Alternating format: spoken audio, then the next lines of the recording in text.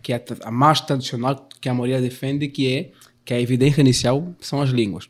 Mas vamos tentar fazer uma construção lógica de por que se pensa nas línguas como evidência inicial. Vamos começar com o Antigo Testamento. Quando a gente olha para o Antigo Testamento, é perceptível que o enchimento do Espírito está muito relacionado com profecia, com o Espírito de profecia. Isso, inclusive, é no Antigo Testamento e no judaísmo do Segundo Templo. Por exemplo, Moisés, lá em Números, Deus diz para ele que ele deveria partilhar com os 70 anciãos o que ele tinha. E ele partilha com eles. E diz que eles foram cheios do Espírito. Depois que eles são cheios do Espírito, eles começam a profetizar. Digamos, eles estão cheios e profetizam.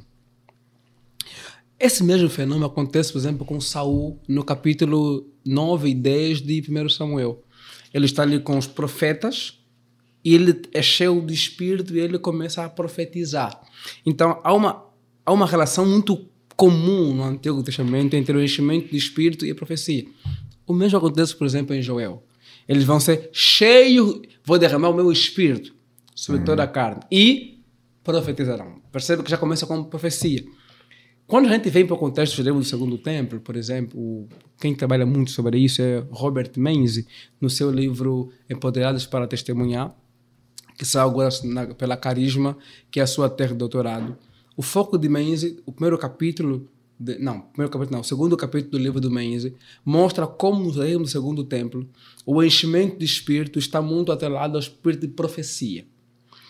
Tem sim também a ideia de purificação e ética, e são os dois aspectos mais comuns que são atrelados ao Espírito, que é santificação ou purificação e profecia. Mas é muito comum pensar em Espírito de profecia. Quando chegamos em Lucas, o que é conhecido como a narrativa, né, do nascimento de Jesus, nós vemos ali algo interessante também, que é muito parecido com o que vem acontecendo no Antigo Testamento. Por exemplo, Isabel é cheia do Espírito Santo. E ela faz o quê? Ela profetiza.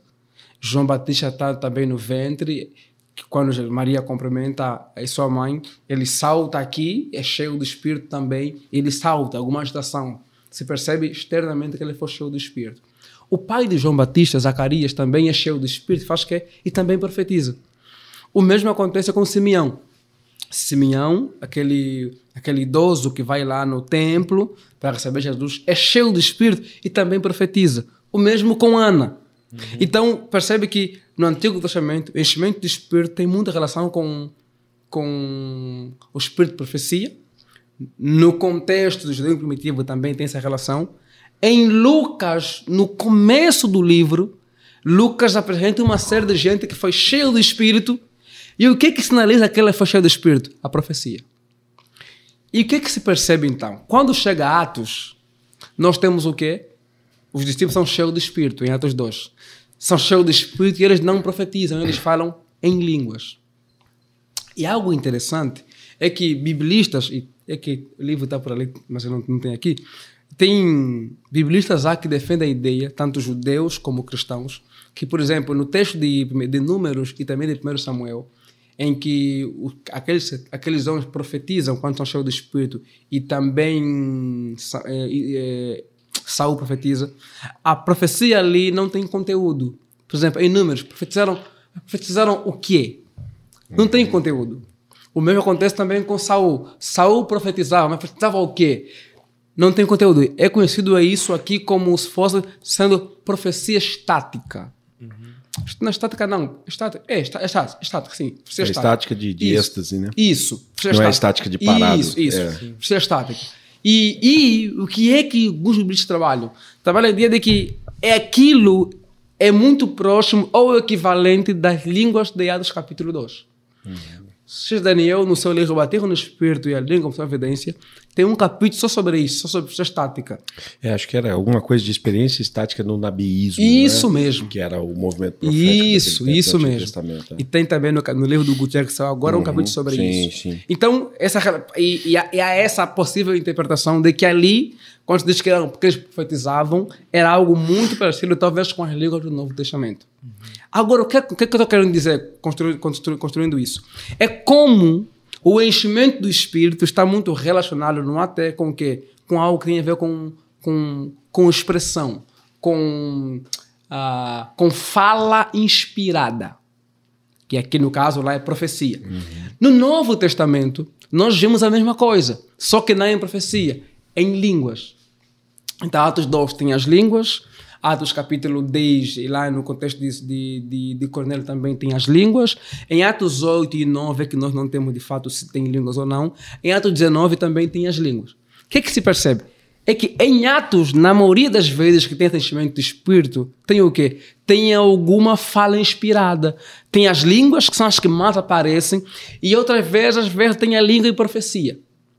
Então, podemos dizer que talvez a evidência de bater no Espírito Santo é o quê? É uma fala inspirada.